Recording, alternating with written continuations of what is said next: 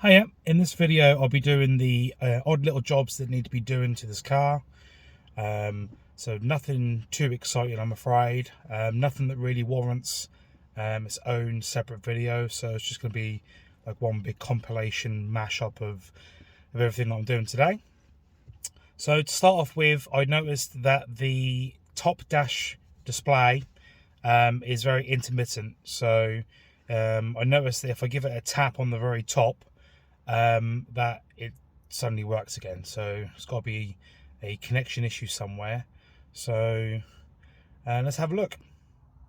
So starting off, you're going to need a plastic trim tool, and you can see someone's tried to have a go before the side, so I'll go from this very edge, only because I don't want to damage the leather dashboard anymore. So let's give that a go.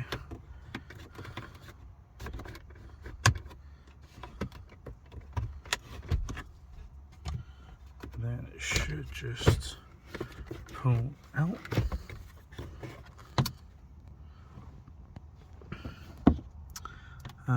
So it looks like there's a couple of plugs.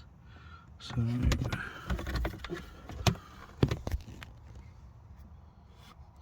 yeah, one's going to be for the actual display in the middle. Looks like that green plug. Has a switch, and that's probably a temperature sensor on the top there. So looking at it, there's two or three screws. Two screws that hold the display in. It'll probably be easier to unplug it and remove these two screws to get access to it, so I'll go ahead and do that. Right, so with the two screws removed and the plug undone, the unit now comes out. I have done some Googling to see what remedies people have come up with. I remember having the same issue with the top display on the Colt, and that ended up being the actual board itself. So some people have re-soldered the dry joints on the board. Unfortunately, my soldering isn't that intricate, so I'll be giving that one a miss. So from what I can tell, this green plug tends to pull downwards for some reason. I don't know if it's the angle of the plug, or I can't imagine it being very heavy, but the green socket is directly attached to the back of the board, so it then loses the connection. So I've decided to cut up an old wiper blade,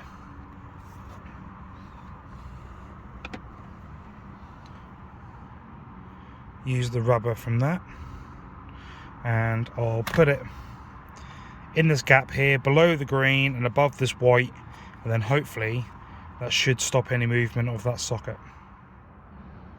So that's the piece of rubber now installed, so hopefully there should be now minimal movement, and that rubber will absorb any travel on the board. So let's get it all put back together and give it a try. Normally the display wouldn't work straight away, so it'll be interesting to see if this does work.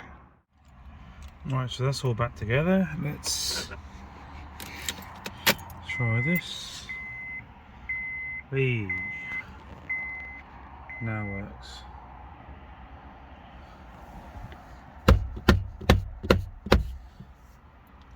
Nothing. Nope, I think we're good. So yeah, find yourself an old wiper blade or any piece of thin rubber, and that'll sort that out. So on to the next job. Next job, fix the lack of battery retaining clamp. So I had half of it. I was missing one of these threaded rods, so got one of those. Looks like there's a hook down there. Should be one down there. Yep, and let's get that sorted.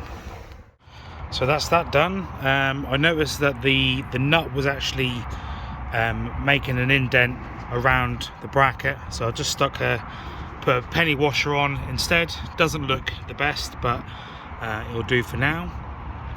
While I'm underneath the bonnet, I noticed that the caps are missing on the back of the headlights. This is probably due to some LED lights fitted.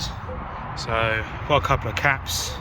I'll see if I can get them fitted. I don't think I will, purely because of the wiring, but if I can't do it, it might have to be a bumper off and investigate what's going on and go from there. Having a poke around, it looks like it's a HID kit. Got one somewhere, one box here, and then that leads to this braided wiring. It goes down the side of the intercooler pipe, probably behind the bumper, yeah, behind the front bumper somewhere. So yeah, I'll give that one a miss. I'll do that another day because that looks too involved for this moment in time. So yeah, let's crack on to the next job. So the next 3 little jobs are all on the back end of the car. So the first one is to remove these number plate bolts and replace the number plate with a new one. As you can see, it's gone a bit manky and awful, and it's starting to delaminate on the back. Next is to look at a rattle coming from these number plate lights. So if we open up, I think that one, I don't think that was supposed to be moving that much.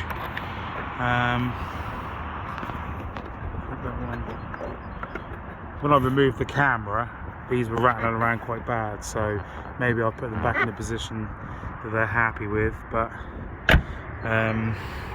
to sort and upgrade that, I've ordered some number plate lights. These are LED direct replacements, so they won't take long to do. From memory, it's easier to remove these inner lights, and then this panel here is a lot easier to remove, and then I can get access to the light itself. And then final thing is this mess with the lacquer on the Accord badge. Remove that Mugen badge because it's not a Mugen, and obviously saying that it's not a Type R, so shouldn't really have a red badge, but hey ho. Ordered a replacement badge from AliExpress. Whether it's going to be right or not, I don't know.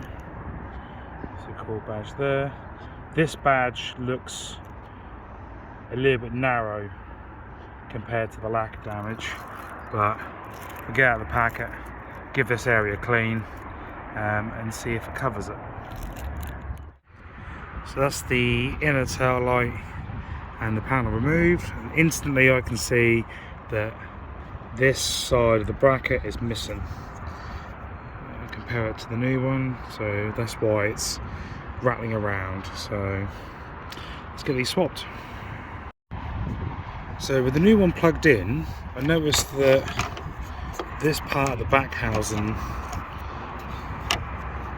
doesn't have the cutouts for this bit.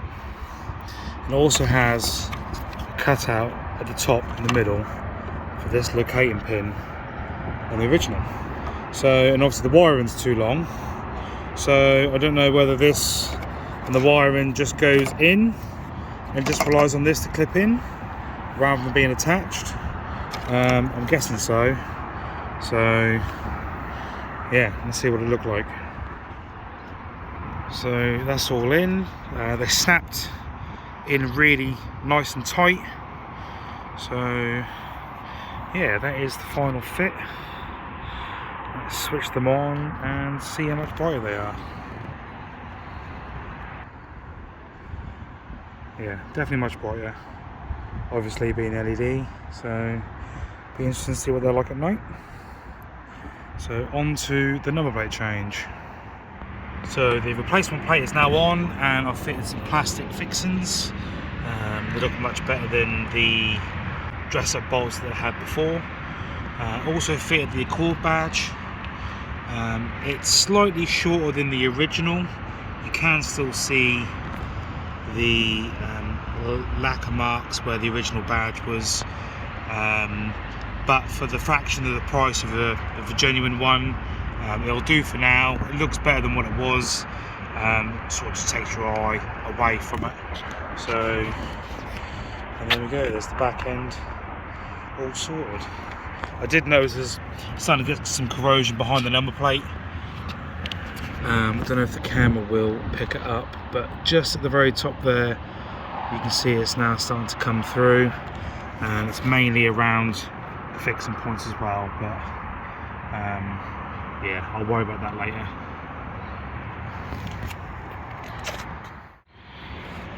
So I thought I'd have a deeper look into this HID query. So I pulled the grille off, pulled the bumper off. I'm just going to remove the headlight. Just about see the HID bolt through the lens. So I've already done passenger side. So bolt here, lift this trim up,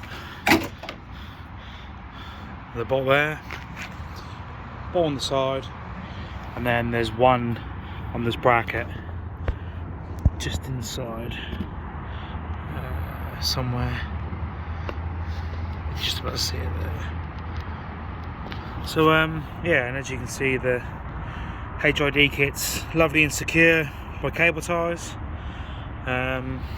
Looks like fog lights, HID too. So yeah, I'll go ahead and remove those and refit some standard bulbs. So not really much to show you in the process, apart from just a few plugs, cable ties holding it all together. The side light, if that'll focus, has certainly seen better days, so I replaced them with normal 501s. One of the only times I've actually gone back to normal bulbs instead of upgrading them, but I didn't know what I needed. Obviously leading up to this change, so I'll get some new bulbs ordered. The fog lights are also HID. They've certainly seen better days. Bit of a bodge install. The other side, the wiring had certainly seen definitely better days. I mean, one of the pins is actually snapped inside the original plug, so I've got to sort that out. As for the actual bulb, yeah, I need to give us some replacements.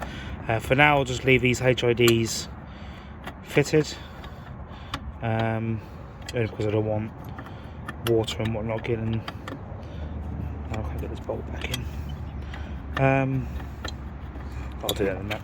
So yeah, that side's all done, all working. Just got to reassemble and on to the next thing. With the bumper reattached and the headlights all working, refitted the grille, but before I did that, I decided to colour code the chrome, apart from the badge. I was tempted to paint the badge, but I felt leaving it chrome was probably the best choice. So yeah, it doesn't come out too bad. Not bad for an aerosol paint job.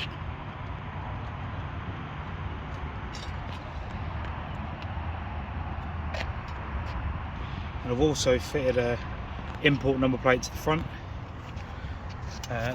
Left with some holes on the front bumper. Obviously these screw holes I can't do nothing about, but these measure 35mm, so I've ordered some blanking caps, and I'll just glue them in whenever they arrive. So the last thing that I've been doing is replacing the brakes. So the front's had new discs and pads, a little bit of surface corrosion where it's rained and I've not used the car. The rears, again, discs and pads and 2 new calipers. Handbrake now works, which is a bonus. We did bleed, I say we, me and my friend Danny, who came to help me view the car. We bled the brakes 4 or 5 times and the pedal still feels a little bit spongy. So I know I have a VSA ABS issue.